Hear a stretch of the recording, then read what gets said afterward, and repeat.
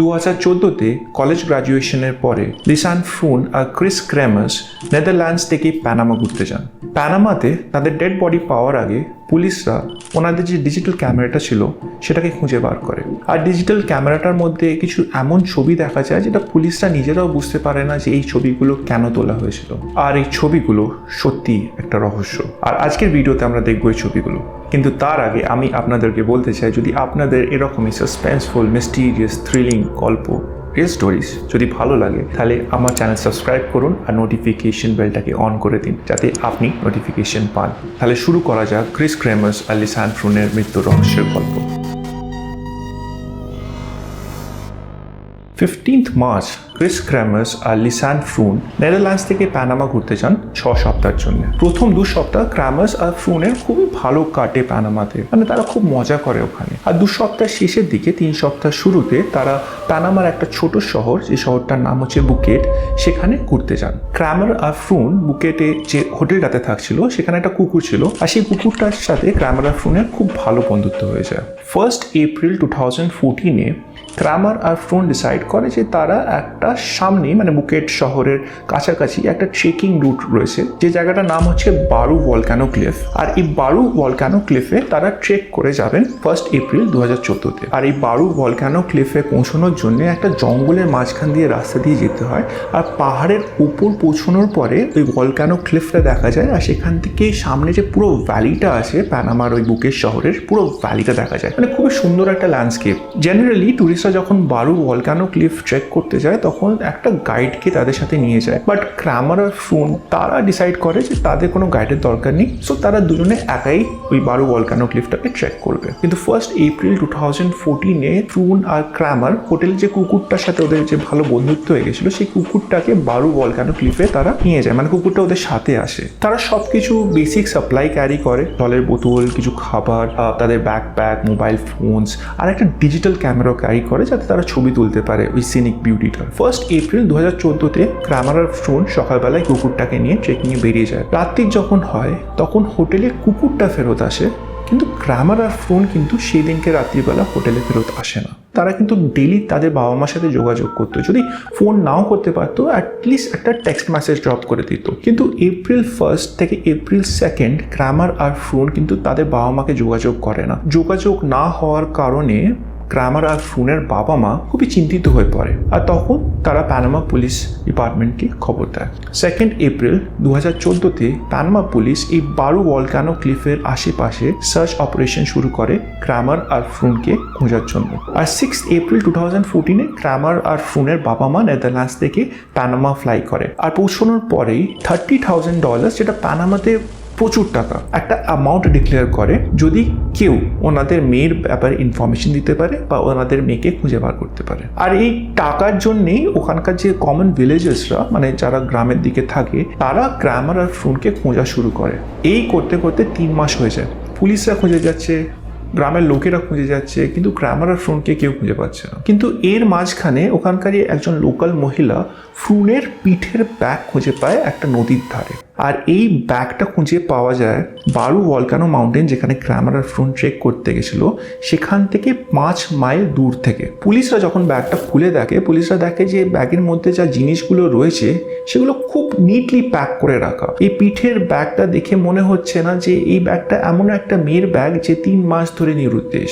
এই ব্যাগটা খুলে পুলিশরা একটা সানগ্লাস, জলের বোতল, কিছু খাবার আর মোস্ট ইম্পর্টেন্টলি ফ্রুন আর ক্রেমারের মোবাইল ফোনস আর একটা ডিজিটাল ক্যামেরা যেটা ওরা নিয়ে গেছিলো সেটা খুঁজে পায়। আর এই ডিজিটাল ক্যামেরার ছবিগুলো কিন্তু খুবই অদ্ভুত, আর আমরা এই ছবিগুলো দেখবো একটু পরে। এই ব্যাগটা খুঁজে পাওয়ার পরে পুলিশরা বারু ভলক্যানো ক্লিফ ছেড়ে এই জায়গাটাতে সার্চ করা শুরু করলেন যেখানে ওদের ব্যাগটা পাওয়া গেছে। সার্চ করতে করতে আরো 2 মাস হয়ে যায়, আর 2 মাস পরে ওই জায়গাটা থেকে কিছু মানুষের হাড়ের টুকরো পাওয়া যায়। পুলিশরা যখন ডিএনএ টেস্ট করে তখন এটা দেখা যায় যে এই হাড়ের টুকরো আর এই বডি পার্টসগুলো ক্রেমার আর ফ্রুনের।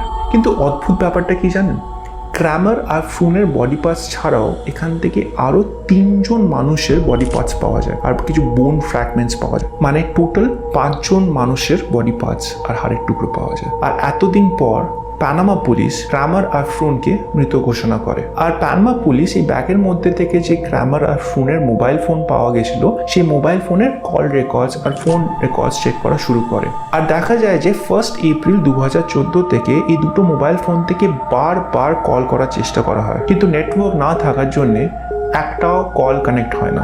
4 দিন পরে ফ্রুনের ফোনের ব্যাটারি শেষ হয়ে যায়। আর তারপর থেকে এটা দেখা যায় যে ক্রামারের ফোনটা দিনে একবার করে অন করা হয়েছে, কিছু কল করার চেষ্টা করা হয়েছে, কিন্তু কলগুলো কানেক্ট করেনি, ওখানে নেটওয়ার্ক ছিল না বলে আবার ফোনটাকে বন্ধ করে রেখে দেওয়া হয়েছে। তার মানে এটাই যে ক্রামার আর ফ্রুন ওই ফোনটার ব্যাটারি সেভ করে রাখার চেষ্টা করছিল। কিন্তু অদ্ভুতভাবে 6 এপ্রিল 2014 যেদিনকে ক্রামার আর ফ্রুনের বাবা মা $30,000 ডিক্লেয়ার করেছিল ওদের ইনফরমেশনের জন্য, সেদিনকে ক্রামারের ফোন থেকে কিন্তু multiple failed log in attempts দেখা যায়। মানে কেউ একজন ওনাদের ফোনটা অ্যাক্সেস করার চেষ্টা করছিল কিন্তু অ্যাক্সেস করতে পারছিল না।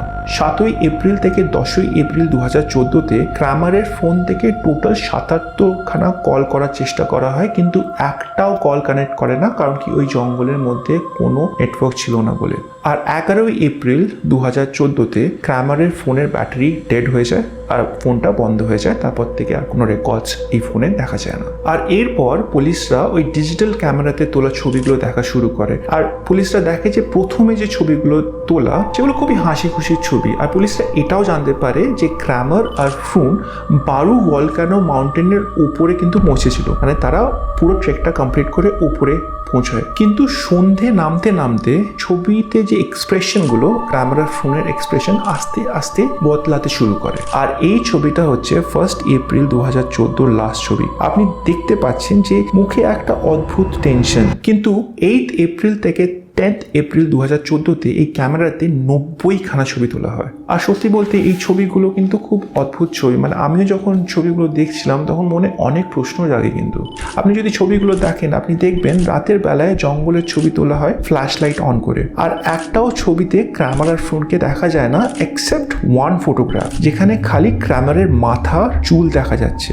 বাকি সব কটা ছবি কিন্তু পুরো ঘুটঘুটে অন্ধকারে তোলা। আর এই ছবিগুলোর মধ্যে একটা প্যাটার্ন দেখা যায়, যেটা হচ্ছে ক্যামেরাটাকে ওপর দিকে রেখে একটা গাছের ডাল যেটা ভি শেপ, সেটা কিন্তু পর পর ছবি তোলা হয়। দেখে নেবো একবার ছবিগুলো। ফার্স্ট ছবি রাতের 1:30, তারপরে 1:40-এর ছবি, তারপরে 1:44-এর ছবি, তারপরে 1:51-এর ছবি। আপনি দেখতে পাচ্ছেন এই যে ভি শেপ ডালটা, এটা কিন্তু ক্রামার আর ফ্রুন বারবার এই ছবিটাকে তুলে যাচ্ছে। আবার 1:55, তারপরে 1:58, তারপরে 2, তারপরে রাতে 2:15, এটা রাতে 2:31-এর ছবি, তারপর 2:46 AM, 3:09 ছবি, 3:22-এর ছবি, 4:10-এর ছবি। কিন্তু অদ্ভুত ব্যাপারটা কি জানেন? ইমেজ নাম্বার 509, 509 নম্বর যে ছবিটা ছিল সেটাকে এই ক্যামেরাটা থেকে পার্মানেন্টলি ডিলিট করা হয়। তার মানে হচ্ছে এই ক্যামেরাটাকে কোনো একটা ল্যাপটপ বা কম্পিউটারের সাথে কানেক্ট করা হয়, আর সেই কম্পিউটারটা থেকে এই ছবিটাকে ডিলিট করা হয়। কারণ কি,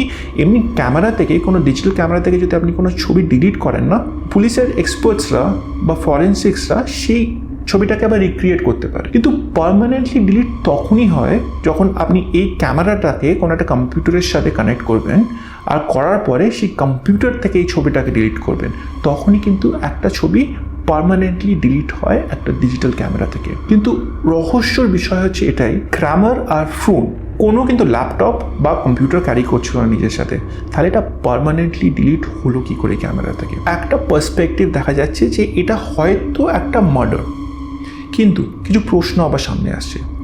যদি এটা মার্ডার হয়, তাহলে যে মার্ডার করেছে সে এনাদের ফোন, মানে ক্রামার আর ফ্রুনের ফোন বা তাদের ডিজিটাল ক্যামেরা কেন ফেরত দিয়ে দেবে? সেটা তো এভিডেন্স, সেটা পুলিশের কাছে ফেরত দেওয়ার কি মানে? সেকেন্ড, রাত্রির বেলায় ক্রামার আর ফ্রুন অন্ধকারে কিসের ছবি তুলছিল? আর সেটাও আকাশের দিকে একটা গাছের একটা ভি শেপ ডালের ছবি কেন তুলে যাচ্ছিল? আর 3 নম্বর প্রশ্ন হচ্ছে, বারু ভলকানো ক্লিফ থেকে ওরা 5 মাইল দূরে কি করে আসলো? মানে জঙ্গলে ট্রেক করা, পাহাড়ি রাস্তার জঙ্গলে ট্রেক করা, এটা খুবই ডিফিকাল্ট ব্যাপার। আর এই ট্রেকটা অত ইজি নয়, তো এত দূরে ওরা আসলো কি করে? কিন্তু পানামা পুলিশ বলে অন্য কথা। পানামা পুলিশের ন্যারেটিভ হচ্ছে ক্রামার আর ফ্রুন জঙ্গলে হারিয়ে গিয়ে মৃত্যুর শিকার হয়। কিন্তু আপনার কি মনে হয়, এটা কি সত্যি একটা অ্যাক্সিডেন্ট, নাকি এটার পেছনে অন্য কোনো পার্সপেক্টিভ হতে পারে? আপনি আমায় লিখে জানান কমেন্ট সেকশনে। আর আজকের যদি গল্প আপনার ভালো লেগে থাকে তাহলে লাইক বাটনে ক্লিক করে দিন, আর আপনার যে কাছের মানুষ রয়েছে তার সাথে আজকের গল্প শেয়ার করুন। আর আপনি যদি আগের সপ্তাহের গল্প স্টোন ম্যান সিরিয়াল কিলারকে নিয়ে না শুনে থাকেন, তাহলে আমি এখানে লিঙ্ক দিয়ে রাখলাম, আপনি এই লিঙ্কটাতে ক্লিক করে আপনি গল্পটা শুনে নিতে পারেন।